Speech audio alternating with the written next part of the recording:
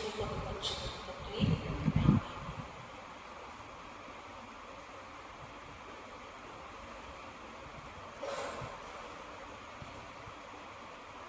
వాక్యాంశంలో చూసామండి. లూకా సువార్త 1వ అధ్యాయం 8వ వచనం నుండి 20వ వచనం వరకు.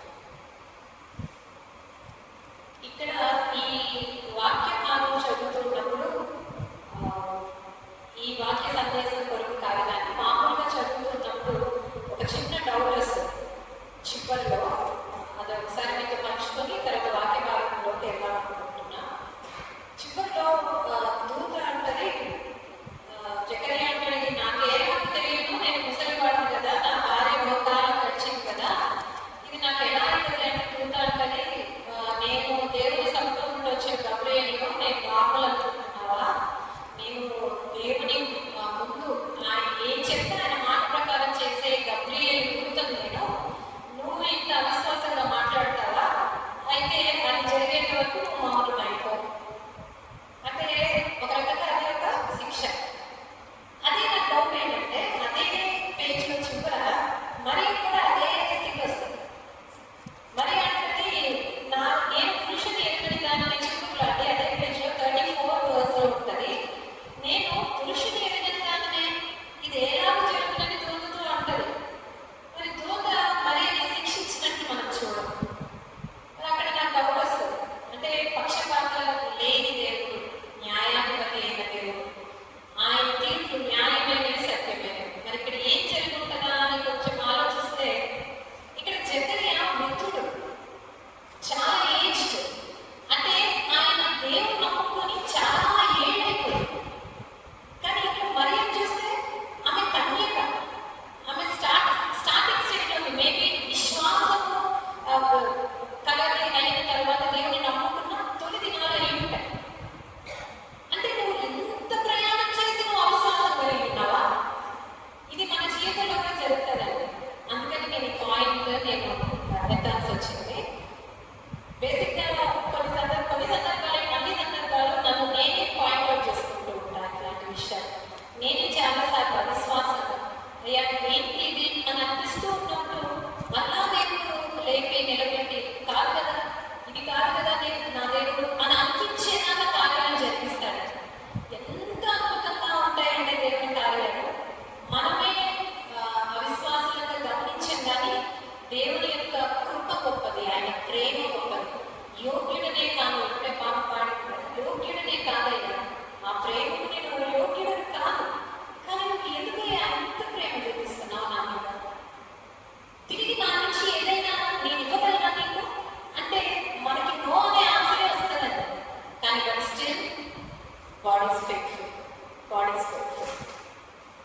వీఆర్ నాట్, మనము నమ్మదగని వారమే అయినా దేవుడు నమ్మదగిన వారు. చూద్దాం ఇప్పుడు మనం మనకి ఇచ్చిన టైంలో మనం ఈ వాక్య భాగము కంప్లీట్ చేయడానికి నేను ట్రై చేస్తానండి. 8వ వచనం నుండి చదువుకున్నాము. ఇక్కడ నేను 13th వర్స్, దూత వచ్చి మాట్లాడుతుంది జకర్యాతో, జకర్యా భయపడకుము, నీ ప్రార్థన వినబడినది. ఎంత బాగుంటుందండి ఆ వర్స్. జకర్యా దగ్గర మన పేరు పెట్టుకున్నాము. జకర్యా దగ్గర మన పేరు పెట్టుకున్నాం. నేను నా పేరు పెట్టుకొని చదువుకుంటున్నాను అండి ఒకసారి. అలాగే మీరు చదువుకోమని నా ఆశ. అరుణ జ్యోతి భయపడకుము, నీ ప్రార్థన వినబడింది. ఎంత బాగుందండి. ప్రార్థన వినబడిందంట. ఎవరికి? యేసయ్యకి. అయితే జకర్యా ఎప్పుడు ప్రార్థన చేశాడు? అప్పుడే చేశాడా? అప్పుడు చేస్తేనే వినిపించిందా దేవునికి? కాదు. ఆయన వృద్ధుడు కదా, ఎప్పటి నుంచో చేస్తున్నాడు. ఎందుకోసం చేస్తున్నాడు? ఆయనకి పిల్లలు లేదు.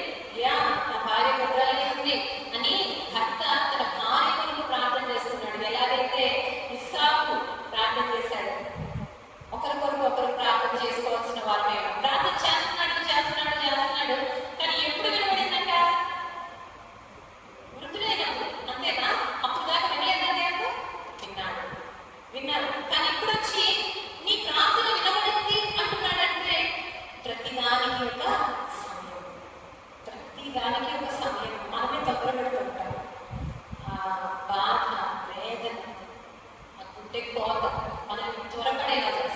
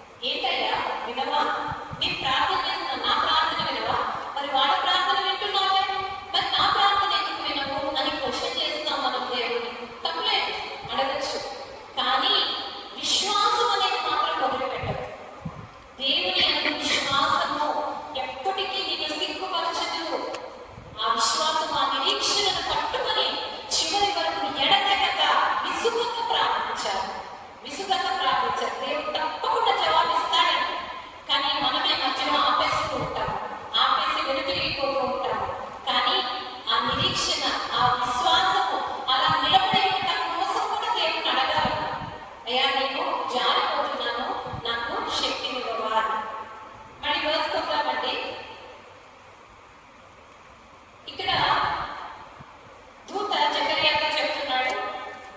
దూత గబ్రియేలు దూత జకర్యాతో ఏమని అంటుందంటే, నువ్వు కుమారుని కంటావు, అతనికి యోహాను అని పేరు పెడతావు. ఇక్కడ నేను ఒక 3 పాయింట్స్ చెప్తానండి మీకు. దయచేసి మీకు ఓకే అయితే పెన్ను తీసుకొని ప్లీజ్ అండర్లైన్ చేసుకోండి. 3 పాయింట్స్. ఆ దూత ఏంటి, 3 పాయింట్స్ నేను ఇక్కడ హైలైట్ చేద్దామని అనుకుంటున్నాను. 14th వర్స్లో ఆ యోహాను ఎలాంటి వాడంట? దేవుని దృష్టికి గొప్పవాడు, పరిశుద్ధాత్మతో నిండుకున్నవాడు. ఫస్ట్ పాయింట్, యోహాను దేవుని దృష్టికి గొప్పవాడు, పరిశుద్ధాత్మతో నిండుకున్నవాడు. సెకండ్ పాయింట్, ఆయన పిల్లలను ప్రభు వైపు, దేవుని వైపునకు తిప్పుతాడంట. తండ్రుల హృదయంలో పిల్లలను, నీ పిల్లల తండ్రులు అవిధేయులను, నీతిమంతుల జ్ఞానం అనుసరించుటకును తిప్పుతాడంట. థర్డ్ పాయింట్, లాస్ట్ పాయింట్, ఏలియా యొక్క ఆత్మ కలిగి ఉన్నాడంట. ఫస్ట్ పాయింట్, ఆయన పరిశుద్ధుడు, పరిశుద్ధాత్మతో నిండుకున్నవాడు. సెకండ్ ఏమో పిల్లల తండ్రుల హృదయం, పిల్లల తండ్రులు అలా ప్రభు వైపుకి తిప్పడానికే ఆయనకున్న జాబ్ అదే. అసలు ఆయన ఇంటెన్షన్ అదే. దేవుని యొక్క ఇంటెన్షన్ యోహానుని ఎందుకు పుట్టించాడు? యోహానుకి యేసయ్యకి ఎంత difference age? 6 months difference. 6 months difference లో ఒకరిని ఈ లోకానికి పంపించాడు యేసయ్య అంటే ఒక ప్రణాళికతోనే పంపించాడు.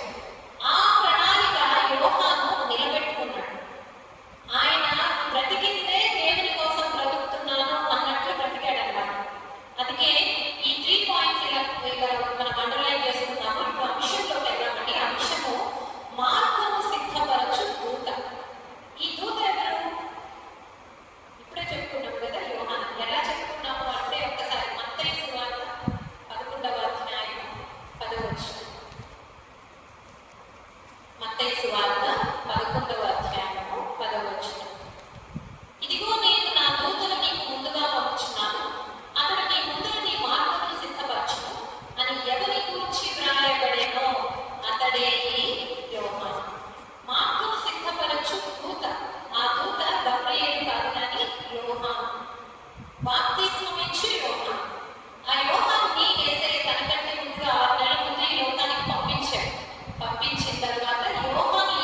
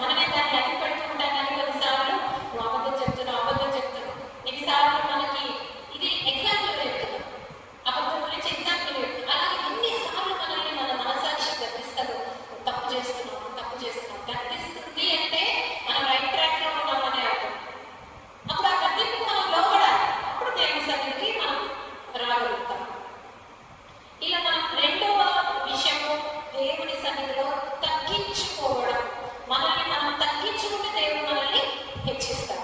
మూడవ విషయంగా మనం నేర్చుకోవాల్సింది మత్తయి సువార్త 11వ అధ్యాయము 2వ వచనం.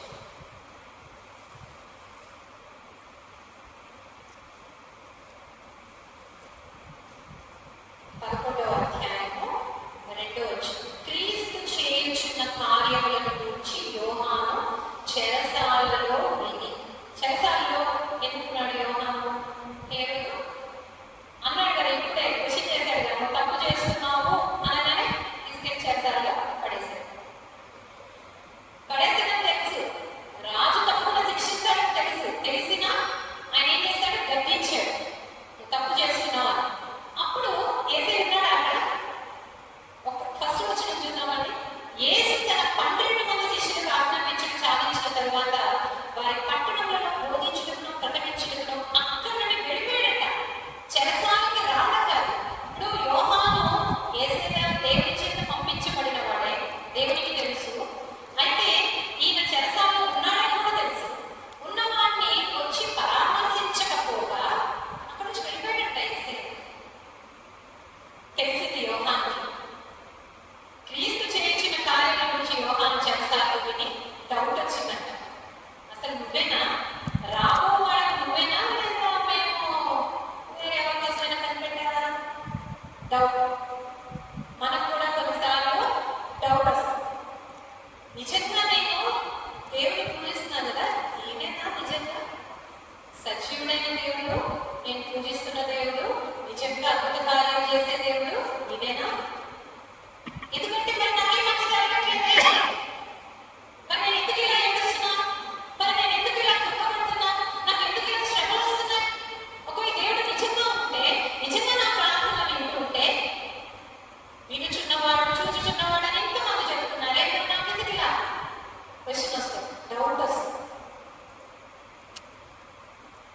ఏలియా ఆత్మ కలిగిన యోహాను, ఏలియా గురించి ఏమైనా మన వంటి మనుషులే. ఏలియా ఎలాంటి వాడంటే మనలాంటి వాడే, యోహాను కూడా మనలాంటి వాడే. మరి అక్కడ నుంచి విశ్వాసంలో స్థిరపడి తన ప్రాణాలను సైతం త్యజించేశాడు.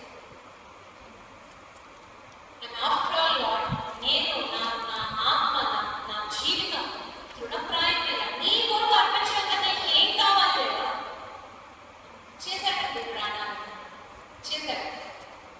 మరి మనకు అట్లాంటి సిచ్యువేషన్ వస్తే మనం ఏం చేస్తాం?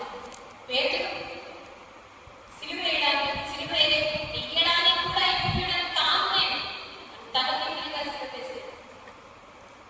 యేసయ్యని అలా సిలువ వేశారు కదా, అలా సిలువ వేయడానికి కూడా నేను యోగ్యుడని కాను, తన కిందలుగా సిలువ వేశాడు. పౌలు తల నరికేశారు. నరుకుతున్నప్పుడు అంట నరికి కత్తిని పట్టుకున్న చెయ్యి వణికిందంటండి. కానీ పౌలు నవ్వుతూ ఆయన ప్రాణాలు అర్పించాడు. ఇంతకంటే నాకు ఏం కావాలి? నీ కొరకు నా ఆత్మను, నా ప్రాణాలను నీ కొరకు ఇవ్వడం కన్నా ఇంకేం కావాలి లేదా చేశాడు. కనీసం మనకి మన సమయాన్ని ఇవ్వగలుగుతున్నాం, కూర్చుంటున్నామా అంటే ప్రతిదినం దేవుడి సన్నిధిలో మాట్లాడుతున్నామా దేవుడితో? ప్రాణాన్ని మనల్ని అడగట్లేదు దేవుడు, నాతో మాట్లాడమా అడుగుతున్నాడు, నా దగ్గరికి రావా అని పిలుస్తున్నాడు, దినమల్లా చేతులు చాపు పిలుస్తున్నాడు ఆయన. మరి మనం వెళ్తున్నామా ఆయన దగ్గరికి?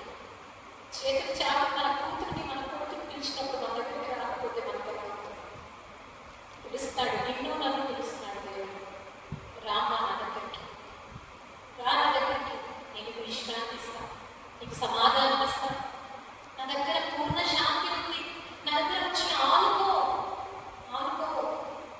కొన్నిసార్లు మనకి కొంచెం ఆనుకోవడానికి షోల్డర్ కనపడదు, కొన్నిసార్లు ఆనుకోవడానికి షోల్డర్ ఉండదు. ఎవరి దగ్గర ఆనుకోవాలి? ఎవరో నాకంటూ నింపే కదా ఆయన సభ్యులు. ఎంత ఆనందం అంటే అండి, ఎంత సంతోషం అంటే, ఎంత సహవాసం. మనం ఒక లిస్ట్ రాసుకుని, అయ్యా నాకు ఇది కావాలి, ఇది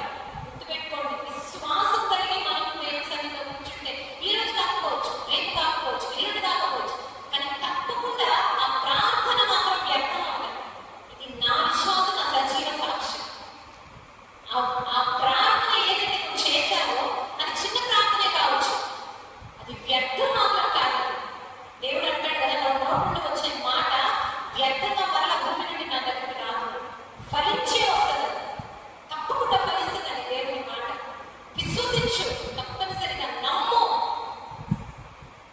నీ విశ్వాసం నీకు సిగ్గుపరచు.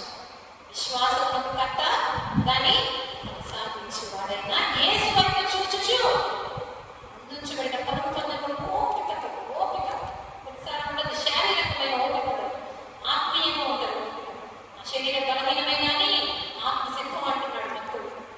కొన్నిసార్లు ఆత్మ సిద్ధంగా ఉండదు, పడుకుంటాం బెడ్ మీద, ప్రార్థన చేసుకోవాలనిపిస్తుంది కానీ లేకపోతే బాడీ చాలా చాలా టైర్డ్గా అనిపిస్తూ ఉంటుంది. లేచి మోకాళ్ళ మీద నుండి ప్రార్థన చేసుకోవాలి, అయ్యా చేయాలనిపిస్తుందేమో, శరీరం సహకరించదు. అయినా దేవుడు వింటాడండి, దేవుడు వింటాడు. గొప్ప దేవుడు. ఏంటి మోకాళ్ళ మీద లేవు, అది నేను వినను అన్నాడు.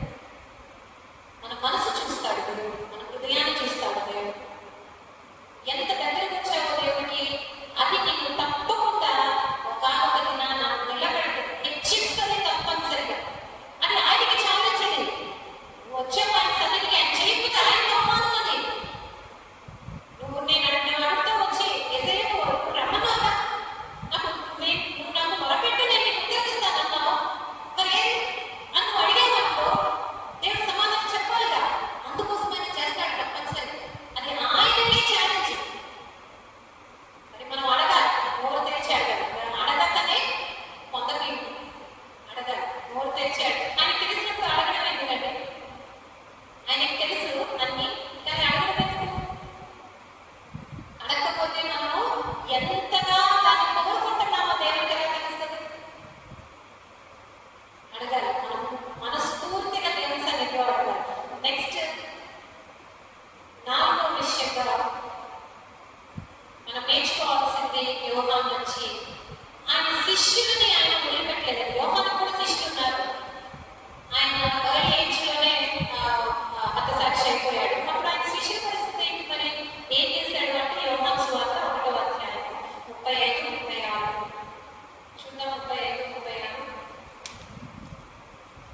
మరునాడు మరలా యోహాను అతని శిష్యులలో ఇద్దరిలో నిల్చుండగా అతడు నడుచుచున్న యేసు వైపు చూసి, ఇదిగో దేవుని గొర్రెపిల్ల అని చెప్పాను. అతడు చెప్పిన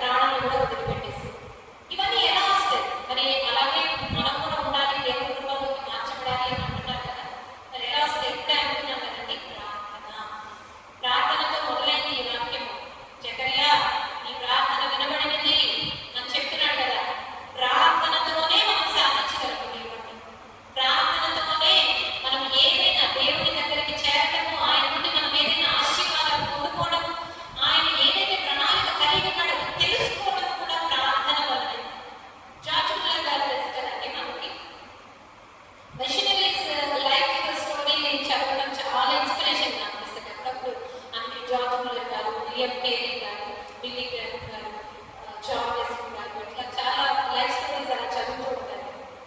జార్జ్ ముల్లర్ గారు మీకు తెలిసే ఉంటారేమో, బట్ స్టిల్ ఒకసారి, ఎందుకంటే ఈయన ప్రార్థన అనగానే జార్జ్ ముల్లర్ గారిని గుర్తిస్తారు మనకి. ప్రార్థనతో ఎన్నో సాధించిన వ్యక్తి ఆయన. ఫస్ట్ అండ్ ఫార్మోస్ట్ ఆయన ఫస్ట్ నమ్ముకోలేదు. ఇంకా చెప్పాలంటే ఒక డ్రంకర్గా, ఒక థీఫ్గా ఆయన ఉన్నాడు. అంటే తండ్రి దగ్గర నుంచి డబ్బులు కొట్టేయడం, ఆయన ఒక గవర్నమెంట్ జాబ్ హోల్డర్ అవ్వడం వల్ల తనకు చాలా ప్రాబ్లమాటిక్ అవ్వడం, ఇలా జరుగుతుండేది అన్నమాట స్టార్టింగ్లో జార్జ్ ముల్లర్ గారు. ఆ తర్వాత దేవుని వాక్యం వినడం వల్ల ఆయన పట్టబడ్డాడు. అయితే ఆయన దగ్గర అసలు ఏమీ లేదు, ఒక పైసా కూడా లేని సమయంలో ఒక అబ్బాయి వచ్చి ఇది ఇవ్వరా అని, ఒక అనాథ రోడ్డు మీద వెళ్తున్న ఇవ్వరా అంటే నా దగ్గర ఏమీ లేదు అని పాసం అయిపోతాడు. సరే ఏదైనా ఆయన వెళ్ళిపోతున్నాడని వెనక్కి తిరిగి చూస్తారు ఒకసారి జార్జ్ ముల్లర్ గారు. చిన్న పిల్లోడు చాలా విగాలు వేసుకొని కూర్చుంటే తనకు కూడా జాలి అనిపిస్తుంది. జాలి అనిపించి మళ్ళీ ఇచ్చి, నేను నీకు డబ్బులు ఇవ్వలేను కానీ నువ్వు నాతో వస్తావా, నేను ఫుడ్ పెడతాను, ఈ జీవితాంతం నేను నీకు ఫుడ్ పెట్టగలను నమ్మకం నాకు ఉంది, కానీ ఇప్పటికీ నా దగ్గర ఇంత పైసా లేదు, నీకు నమ్మకం ఉంటే నాకు వస్తాడు, నమ్ముతాడు, తనకి వేరే ఆప్షన్ కూడా లేదు. అలా ఇలాంటి పిల్లల్ని, అనాథ పిల్లల్ని 10,000 మందిని తన జీవితంలో తను పోషించాడు. 10,000 ఆర్ఫన్స్ని. మనము అసలు కనీసం ఒకరిద్దరిని పెంచడానికి, మన పిల్లల్ని పెంచడానికే మన కింద మీద అయిపోతున్నాం. సో 10,000 మంది ఆర్ఫన్స్ని జార్జ్ ముల్లర్